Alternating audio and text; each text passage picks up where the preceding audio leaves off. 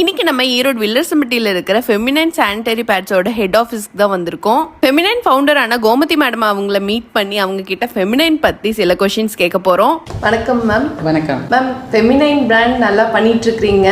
எனக்கு அதுல சில கொஸ்டின்ஸ் எல்லாம் இருக்கு, அது நான் உங்ககிட்ட கேட்கலாமா? தாராளமா கேளுங்க. மார்க்கெட்ல எவ்வளவோ நாப்கின்ஸ் இருக்கு, ஸோ நீங்க ஏன் ஃபெமினைனை சூஸ் பண்ணும் அப்படின்னு சொல்றீங்க? அறியாமையில இருக்காங்க பெண்கள். ஃபெமினைன் பிளாஸ்டிக் இல்லை, கெமிக்கல் இல்லை.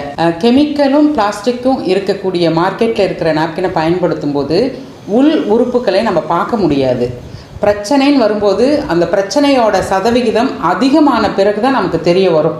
கேன்சராக இருந்தாலும் சரி, இல்லை இர்ரெகுலர் பீரியட்ஸ், ஓவர்ஃப்ளோ, பிசிஓடி, நீர்க்கட்டி, குழந்தை இல்லாமல் போகிறது, இதெல்லாம் இந்த கெமிக்கல் போய் நாப்கினில் இருக்கிற கெமிக்கல் கர்ப்பப்பையை பாதிக்கும்.